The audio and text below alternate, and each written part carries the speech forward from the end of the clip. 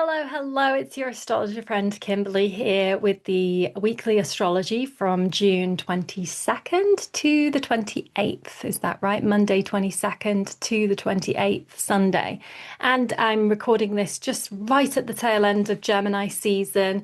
It is the moment that Shakespeare based A Midsummer Night's Dream on. So, right before summer solstice comes Midsummer Eve, Midsummer Night's Dream was based then. And as I said earlier this week on Threads, this is a liminal time like Halloween when the sprites, the fairy queen, and the nymphs are all out creating mischief in the forests. So not only is it summer solstice, it can also be a time to connect to maybe spirits that are a bit more magical than, sprites and elves and a different type of energy. If you get the chance to go out into the forest, maybe you will have some glimmers there. And I'm wearing my fairy style yellow top, which is very delicate in honor of this moment. So we're right at the end of Gemini season, celebrating that. So, I want to take you through the week. And just before I do, I want to say that if you have anyone suffering from heart issues, then please keep an eye on them. Make sure they have contacts for emergency services, because heart is a Leo principle. The heart and heart attacks is a Leo theme, and we are coming into some really strong Leo energy. We've already had the Venus in Leo opposite Pluto in Aquarius, and somebody I know did have a heart attack. Sadly, well, not somebody I know, but somebody I know's family member passed away from a heart attack, and I thought, gosh. And I was doing some other research into a Leo transit, and again saw massive mention of heart attacks. So it's just to be careful of people you know who are susceptible. Just making sure they have emergency services information. Public service announcement from Kimberly done. So here we are in 21st of June, which is Sunday, but bringing it forward a few hours, you can see that we've got that sun right at the end of Gemini season, turns into Cancer season, you can see, and we are right into the first quarter moon, which technically is late on Sunday night, 21st of June. However, this energy is in play for the next couple of days. And so we give the moon major emphasis, major importance in the chart, because Sun, Mercury, which is slowing down ahead of a retrograde, and Jupiter, right at the end of its tour of Cancer, ready to move into Leo on June 30th. We've got these three celestial bodies in water sign Cancer, and the moon there in Libra governing them. So the moon is given heightened importance. So whatever area of your chart Libra is representing, whatever the moon is governing, try and synthesize those two ideas, and also read your horoscope that I've provided for subscribers. But you can also do a trial as well and see what you say, see what you think of the horoscopes that I've provided. Now, as the sun enters Cancer, it will be coming into harmony with the North Node in Pisces. So we have got a very watery signature in that we are also tapping into that North Node, which is an invisible, imaginary point of the ecliptic. It denotes where the eclipses are. So we're very close to the end of our journey of the North Node through Pisces. So for me, it's interesting to point out that in the days, Monday, Tuesday, Sunday, Monday, Tuesday, when the sun is coming into Cancer, when the sun is at 1 and 2 degrees Cancer, that we're really able to tap into watery themes, especially when the moon moves into Scorpio, which I'll point out in just a minute. But first, let's talk about the moon in Libra. And what it does there is it actually opposes Neptune. Then it opposes Saturn the next day on Tuesday. And then it squares Mercury and Jupiter. So we have tension. It squares the Sun, Mercury and Jupiter. It opposes Neptune and Saturn. So that's not exactly a free rein path through Libra. So although we're being pulled to explore the Libra themes, which we don't get to do all that often because it's only the moon passing through Libra these days. So we're given the opportunity to consider the Libra area of our horoscope, but we're being pulled back into Aries. We're being pulled back into Cancerian themes, even though we're so governed by the moon, by Libra. So it's a real little dynamic there to consider. The moon is also trine Uranus and Pluto. So that is another really strong signature to be aware of. It's so soon on Monday morning. Many of us might not even feel it, but if you have been tapping into the moon's path as it connects with Pluto for the last, couple of years, maybe you've been noticing certain themes. Myself, I do pay attention to when the moon is conjunct Pluto, particularly if it's making other aspects. It's pretty spicy. So at that moment, yeah, it's coming into this configuration. Pluto, Uranus, Moon in Libra, opposite Neptune in Aries. And so just to talk about that, it's basically kicking off and picking up on that configuration of Pluto, Uranus, Neptune, and how that's playing out for us as individuals.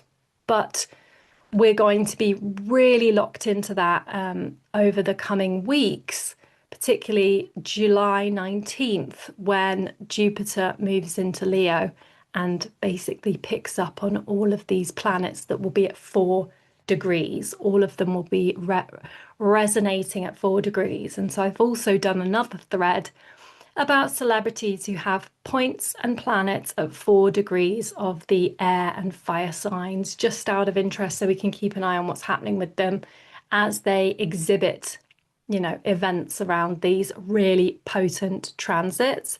So do let me know if you have planets and points at 4 of Aquarius, Aries, Gemini, Libra, or Sagittarius, or Leo. I myself have Mercury at 4 degrees of Taurus, so I'll be getting a square from Pluto kicking in there and a square from Leo. So watch this space. Who knows what that's going to bring? But no need to be afraid of transits, I would say. Anyway, there goes the moon passing through Libra and coming into that square dynamic there with Mercury, Jupiter, so not the easiest energy. And then it enters Scorpio. And Scorpio is the sign that sees the moon in its sign of fall. So the moon isn't happy, clappy, joyful in Scorpio.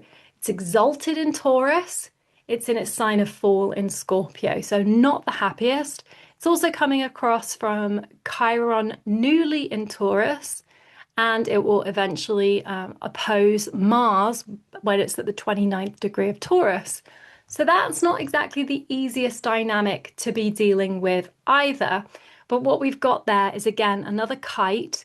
We've got the North Node in Pisces with the Sun forming its trine and the Moon forming its trine. So we've got that grand water trine with the opposition to Chiron.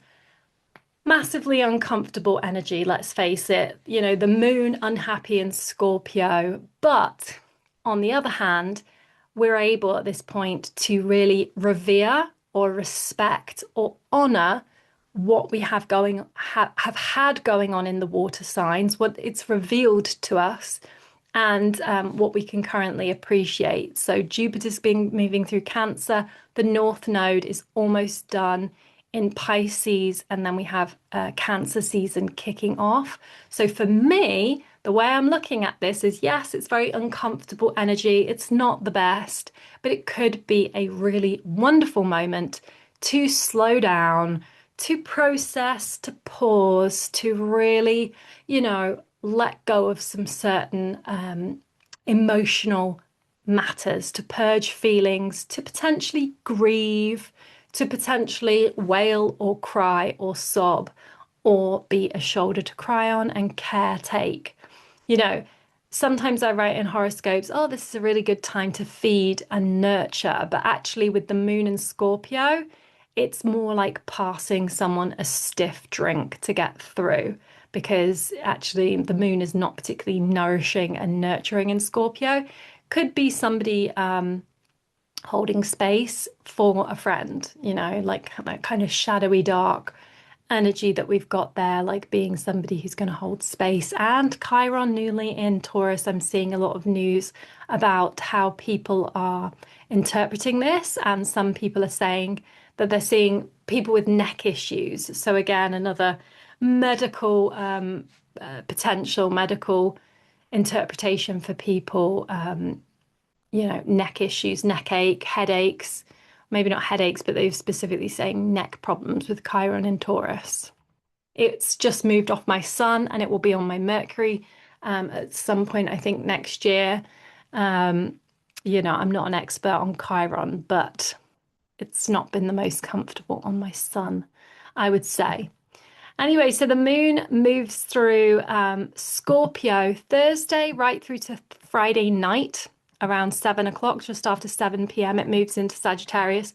So I would consider that period, that spell, Friday daytime, Thursday, is not great energy. It's not the best. The moon also squares Pluto in there as well. Not particularly wonderful energy. But then it enters Sagittarius on Friday night, shifting things up and giving space for adventure, which I really, really, really love. I myself am a moon and Sagittarius person, so I love the energy of moon and Sagittarius. We can be in for a fun Friday night there. It does oppose Uranus, sextile Pluto, Trine, Neptune, which is very dynamic, sparky energy. And then on Saturday, we get the trine to Venus as well. Now, I've forgotten to say that the most important aspect of the week is Venus trine Saturn. So for this one, I have put the line, if you get my newsletter, I've said it's encouraging us to take love seriously. Venus is the planet of relationships. Saturn is the planet of formidable energy, boundaries, limits, and seriousness, formality. That was the word I was looking for. And so if you have a hobby or a joyful project or children, maybe it's time for discipline. Venus, Saturn. If you have a lover, perhaps it's time to make things a committed arrangement or to, trim the fat off of that relationship and make it exclusive. If you have a family situation, maybe it's time to really let go and again streamline and improve things there. Interestingly, at the time when Venus is trine Saturn, we do have that moon squaring Venus. So complex energy playing out, not necessarily easy to interpret, but try and harness that Venus Saturn. If you do anything this week, harness the Venus trine Saturn, like really see where this might be working for you in your own life. Like see what you want to turn that's fun or romantic and kind of really get it on track. Really let Saturn underpin it with some really good scaffolding.